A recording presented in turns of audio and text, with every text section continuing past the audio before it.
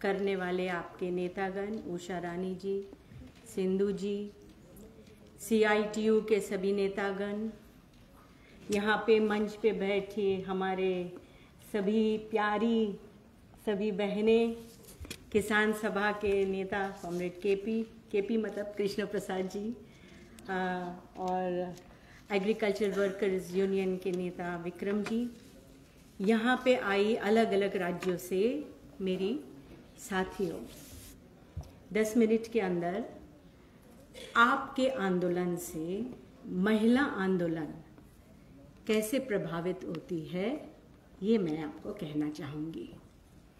यहाँ पे मेरे राज्य से भी आई हुई है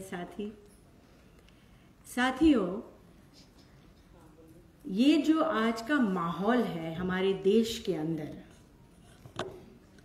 ये सभी लोग कह रहे हैं कि ये आज बदलने की जरूरत है। फिर वो आंगनवाड़ी हो या एक प्रोफेसर हो या एक वकील हो या मजदूरी करने वाली बहन हो, कोई भी हो, सिर्फ 10% लोग हमारे देश में इस बीजेपी RSS सरकार को बहुत ही ज्यादा पसंद करते हैं। 90% लोग कह रहे हैं किसी न किसी तरह से हमारी जिंदगी पीछे गई है, आगे नहीं बढ़ी है। बीच में 2 साल तो सब बर्बाद हो गए कोरोना में। आपका जो ये रेजोल्यूशन है बहुत बेहतरीन रेजोल्यूशन है, पढ़िए इसको, सिर्फ पढ़िए नहीं, इसको स्टडी करिए। इसमें बहुत सारा चीज दिया हुआ है, किस तरह से हमारे देश की संपत्ति जानते हो ना,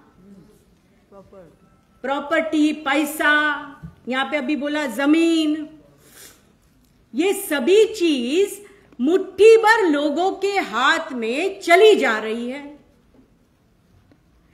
कुछ दिन पहले ही एक रिपोर्ट आया है रिजर्व बैंक का रिपोर्ट कह रहा है कि पहले बार आजाद भारत के अंदर जो लोगों की बचत होनी चाहिए, बचत करके बैंक में डालते हैं ना, 100 रुपया, 200 रुपया, 1000 रुपया, पहली बार भारत के अंदर लोगों की बचत घट रही है। इसका मतलब खर्चा बढ़ रहा है, और खर्चे के साथ, क्योंकि आप आंगनवाड़ी, मिड डे मील वगैरह की आशा की बहनें हो, स्कीम वर्कर्स हो, तो बचतगट महिलाओं के साथ आपका सीधा संपर्क आता है। बचतगट महिला, उसकी लूट अलग तरह से हो रही है। ये माइक्रो फाइनेंस के जरिए बड़ी बड़ी इंटरेस्ट रेट उसमें लगाते हैं और उनका खून चूस रहे हैं।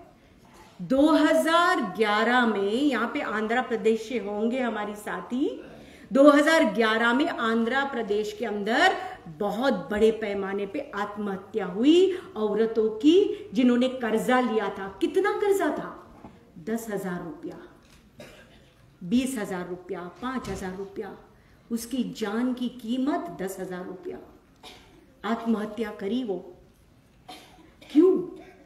आत्महत्या नहीं करनी चाहिए, ये बात बराबर है, लेकिन क्यों? क्योंकि वो MFI वाला बस्ती में जाता है, मोहल्ले में जाता है, उसके दरवाजे के बाहर खड़ा रहता है, गाली गलौज करता है, बहुत गंदी गंदी गाली देता है। कोल्हापुर के अंदर एक MFI का आदमी एक औरत के घर के बाहर खड़ा रह के जोर जोर से चिल्ला के बोल रहा है, अगर तू हफ्ता नहीं भर सकती, क्योंकि हर हफ्ते में वो पैसा देना पड़ता है, हफ्ते का होता है वो इंस्टॉलमेंट, अगर तू पैसा नहीं दे सकती तो जाके बाजार में तेरा जिस्म बेच और मेरा इंस्टॉलमेंट भर। अगर जिस घर के बाहर रहकर इसे चिल्ला चिल्ला कर गरीब बस्ती में ऐसा आदमी कोई बोलेगा, वो औरत की स्थिति क्या होगी? क्या होगी उस औरत की स्थिति? और गरीब में, मोहल्ले में, झुग्गी झोपड़ियों में कैसे होते हैं घर? बड़े बड़े आलीशान जो फ्लैट होते हैं ना, एक दूसरे को पहचानते भी नहीं फ्लैट वाले, लेकिन बस्तियों में लग के घर होते हैं, इस बाजू के घर में क्या बोला जा रहा है बाजू के घर में सुनाई देता है, इतने लग के होते हैं घर। उसकी हालत क्या होगी उस औरत की। उड़ीसा के अंदर अभी पिछले महीने 4 लोग औरतों ने आत्महत्या की क्योंकि मुंह छुपाने के लायक नहीं रहे। वो ये करके रखा है औरतों की स्थिति। इसमें आंगनवाड़ी की बहन है, मिड डे भी है, आशा भी है, घर काम करने वाली औरत है, सभी है, किसान है, मजदूर है, सभी है, क्योंकि घर चलाने के लिए आज हाथ में काम नहीं है। ढकेली जा रही है वो असुरक्षित कामों के अंदर, जहां पे उसका शोषण होता है, यौन शोषण होता है। तो इसके लिए आज सभी लोग कह रहे हैं हमें लड़ना होगा, लड़ने के बिना आज चारा नहीं। आंगनवाड़ी तो बहुत मजबूती से लड़ती है। आपके तो जो आंदोलन है ना साथी, अखिल भारतीय जनवादी महिला समिति हमेशा आपके साथ, जहां आंदोलन होगी, जहां हम लोग हैं, हम उतरते हैं। यहाँ पे कुछ बैठे हैं जो हम ऐसे पूर्व मानते नहीं कभी, ठीक है ना।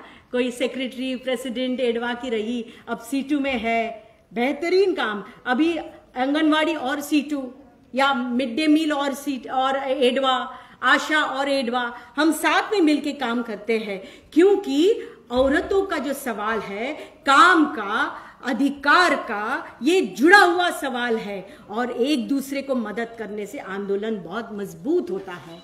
मैं आपको बता दूं कि मेरे जिले में, जहां से मैं आई हूं, पहले जब मैं सेक्रेटरी नहीं थी, पालघर डिस्ट्रिक्ट के अंदर आंगनवाड़ी की पहली मैं डिस्ट्रिक्ट सेक्रेटरी बनी और आंगनवाड़ी शुरू किया था महिला समिति की तरफ से। हम बीट में गए, क्यों नहीं होगी आंगनवाड़ी थाने पालघर में, हम शुरू करेंगे। मैं सेक्रेटरी थी, हेमलता कोम प्रेसिडेंट थी उस वक्त। तो जहां आंगनवाड़ी नहीं, वहां जनवादी जरूर मदद करेगी शुरू करने के लिए। जहां आशा नहीं, वहां हम उतरेंगे आपके साथ में। क्यों नहीं हो सकती है संगठन? जरूर हो सकती है, क्योंकि बहुत प्रेशर है आप लोगों के ऊपर, बहुत प्रेशर है। ये काम करो, वो काम करो, मुफ्त में काम कराते हैं, हमारे पसीना का, हमारी मेहनत की कीमत नहीं देते हैं। आज तक हमको हमारा मुबदला बराबर मिला नहीं है। ये कैसी सरकार है जो अंबानी अदानी के 11 लाख करोड़ रुपया माफ कर दिया और हमारी आंगनवाड़ी 26,000 रुपया मांग रही है और कह रही नहीं दे सकते? बेशरम सरकार है, इसको नीचे लाना होगा हमको। इसलिए साथियों, आंगनवाड़ी का बहुत ही कठिन काल है ये प्राइवेटाइजेशन, और कहीं कहीं पे तो अभी धर्म के नाम पे भी, कहां पे, उत्तराखंड में ना आंगनवाड़ी औरतों को बोला शिवलिंग की पूजा करो। क्यों करेगी भाई वो शिवलिंग की पूजा? इसलिए आंगनवाड़ी कर्मचारी बनी है क्या? तुम्हारे पुजारी को कहो करो कि शिवलिंग की पूजा, मैं क्यों करूं? बराबर है कि नहीं? लेकिन अलग अलग जगह पे अलग अलग माहौल है। वो इलेक्शन के टाइम हमने देखा है आंगनवाड़ी औरतों को, आशा वर्कर को मजबूर करते हैं। वहां बीजेपी के नेता, आप प्रचार करिए, आप ये करो, वो करो, वो नहीं करना चाहती है, वो कतई सरकार के साथ नहीं है। लेकिन कभी कभी ये माहौल ऐसा बनता है कि उसको मजबूरी से अपनी नौकरी बचाने के लिए या डर के मारे, गुंडे होते हैं ना वो लोग, तो घर तक पहुंच जाएंगे, तो करना पड़ता है। इसलिए महिला समिति के साथ हम लड़े साथ में। हमारे जिले में उन्होंने कबर्ड खरीदा था, मेरा अभी 2 मिनट बाकी है, मैं खत्म करूंगी। उन्होंने कबर्ड खरीदा था, कबर्ड, और उसमें भ्रष्टाचार किया था, और फिर इंक्वायरी लगाई वो आंगनवाड़ी सेविका के ऊपर। तब यूनियन हमारी बन चुकी थी, हमने मोर्चा निकाला। वहां उस जिले, उस तहसील में 400 आंगनवाड़ी है और 400 आंगनवाड़ी कर्मचारी है। अब 400 आंगनवाड़ी कर्मचारी का मोर्चा, थोड़ा सा दबाव तो बनेगा, लेकिन 4000 आंगनवाड़ी के साथ में महिलाओं का मोर्चा निकलेगा तो कौन सी डीपीओ और क्या करेगा? 4000 महिलाओं का, 400 आंगनवाड़ी, बाकी की जनवादी महिला समिति जमकर मोर्चा निकाला, इंक्वायरी कैंसिल करना पड़ा, सीडीपीओ ट्रांसफर हो गया। यह होती है ताकत, क्योंकि जो लाभार्थी है वो लाभार्थी को साथ में जोड़ना पड़ेगा ना। लाभार्थी महिला, लाभार्थी बच्चे साथ में जोड़ना पड़ेगा और जोड़ेंगे।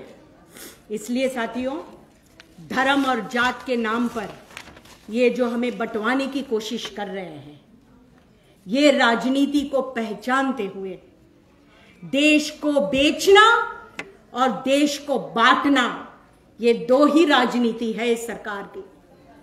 मोदी भाषण देते हैं औरतों की इज्जत करो, और आजादी के 75वीं सालगिरह में गुजरात में बिल्किस बानो के 11 हत्यारों को छोड़ देते हैं और कहते हैं महिलाओं की इज्जत करो। ये जुमलाबाज सरकार, और बाहर खड़े रहते बीजेपी के नेतागण लड्डू खिलाने के लिए। शर्म आनी चाहिए, डूब मरना चाहिए ऐसे लोगों को तो। और अभी 33 तक के आरक्षण बिल, अभी बताया आपको सिंधु जी ने, है ना, पास किया। 2014 में क्यों नहीं किया? किसने रोका था? 2019 में क्यों नहीं किया? किसने रोका था? और ये बिल बदलकर उसमें घुसेड़ दिया। क्या घुसड़ा? सेंसस, जनगणना करेंगे, डिलिमिटेशन करेंगे और फिर तय करेंगे। पता नहीं 1929 में 30 में कब होगा उसका अमल। पार्लियामेंट में तो पास हो गया। ये आप साफ सब जगह जाके कहिए, ये 27 साल इस बिल को जिंदा रखने का श्रेय, जिंदा रखने का काम पूरे महिला आंदोलन, उसके अंदर सब महिलाएं, आंगनवाड़ी हो, आम महिला हो, आशा वर्कर हो, CITU हो, जो महिला है इस देश की, महिला आंदोलन ने उसको जिंदा रखा है। 27 साल हर 8 मार्च अंतर्राष्ट्रीय महिला दिन को ये मांग रही है, महिला आरक्षण बिल पास करो। हर साल 3 या 4 प्रदर्शन 27 साल हुए हैं, बिल पास करो। तब जाके ये लोग ने, अभी इलेक्शन है 2014 में 24 में, इसलिए अभी पास किया। किसको आप बना रहे हो उल्लू? आप समझ लीजिए बराबर इसकी भाषा को। अब अमल तो नहीं आएगा ना, पास तो कर दिया। हम कहते हैं 5 अक्टूबर को दिल्ली के रास्ते पर जमकर होगी रैली। हम जानते हैं कि CITU ने, योजना कर्मचारी की संगठन ने मजबूती से समर्थन किया है, किसान सभा की औरतों ने किया है, खेत मजदूर की औरतों ने किया है, सभी औरतों ने, SFI, DYFI सब मोबिलाइज करने वाले हैं औरतों को, क्योंकि ये औरतों की जंग है, ये किसी एक संगठन की जंग नहीं है। औरतों ने ऐलान करना होगा, BJP RSS हटाओ, महिला बचाओ, देश बचाओ, ये हमारा काम है। इसलिए ये लड़ाई के अंदर हम सब साथ मिलकर लड़ेंगे साथियों, लड़ेंगे और जीतेंगे।